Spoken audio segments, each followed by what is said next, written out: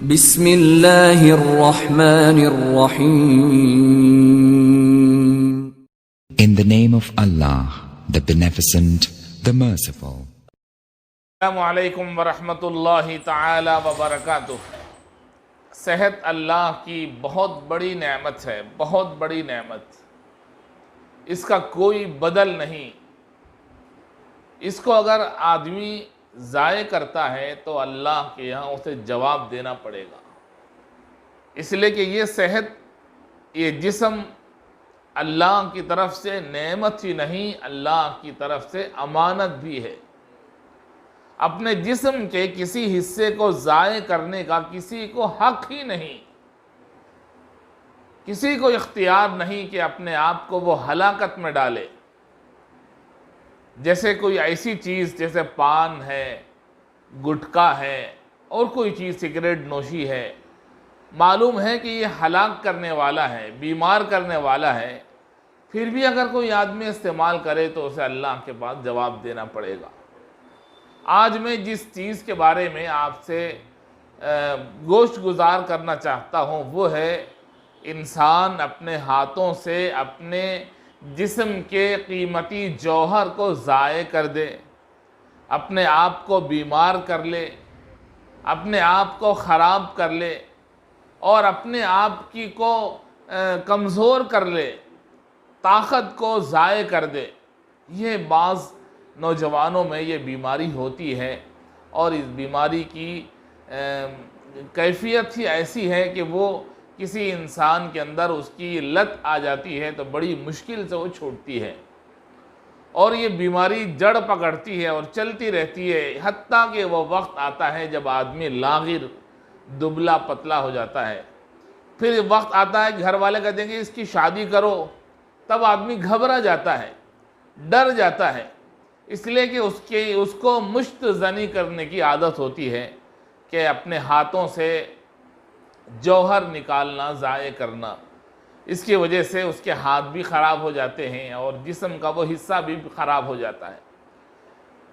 یہ تو ایک بات ہے کہ آخرت میں اس کو جواب دینا پڑے گا اللہ کے سامنے. اس کا عذاب بھی ہے. اللہ کو سخت ناپسند ہے یہ کام کہ آدمی اپنے ہاتھوں سے اپنے جوہر کو ضائع کر دے، خواہشات کو پورا کر دے اپنے ہاتھوں سے. یہ تو غلط ہے.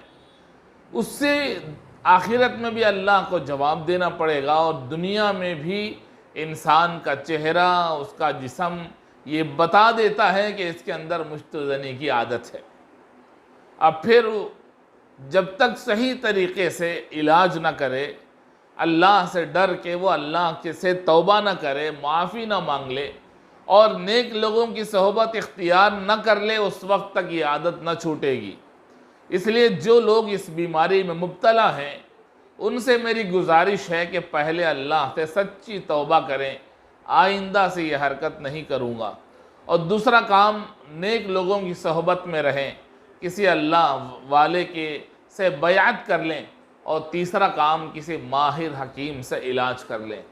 ہمارے پاس ایسا تیل موجود ہے اور ایسی دوا موجود ہے جو کھانے کے لیے اور لگانے کے لیے ہم اپنے مریضوں کو دیتے ہیں.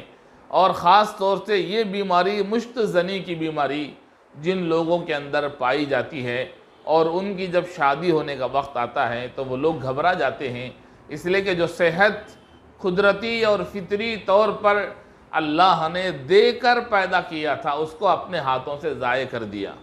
اس لیے کئی مہینے لگتے ہیں اس صحت کو دوبارہ واپس آنے میں. جیسے دھیرے دھیرے کئی مہینوں میں، سالوں میں یہ صحت ضائع ہوئی ہے، پھر کئی مہینوں کے علاج کے بعد یہ صحت اچھی ہوتی ہے. تو کئی ایسے مریض ہمارے پاس آئے کہ جو اس بیماری کا شکار ہیں، اور وہ بہت پریشان بھی تھے شادی کے سلسلے میں. ان کو کھانے کی دوا بھی دی گئی، اور امساک کی دوائیں دی گئیں، جریان کی دوائیں دی گئیں، اور پھر تیل بھی ان کو دیا گیا لگانے کے لیے.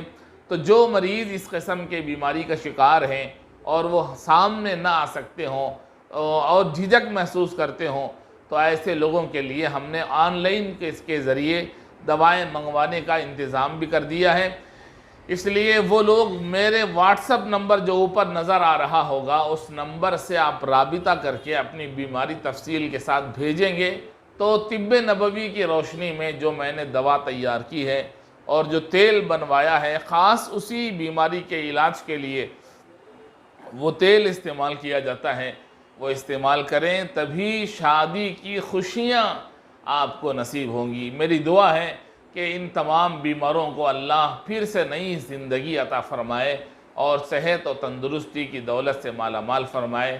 آپ حضرات سے گزارش ہے کہ اگر روزانہ صحت اور تندرستی کے تعلق سے ہماری ویڈیوز دیکھنا چاہتے ہیں تو آپ ہمارے چینل کو سبسکرائب کیجئے تاکہ روزانہ ہماری ویڈیو کا نوٹیفیکیشن آپ کو ملے اور ہماری ویڈیو کو دیکھنے میں آپ کو آسانی ہو۔ اللہ تعالیٰ مجھے آپ کو سب کو صحت تندرستی عطا فرمائے۔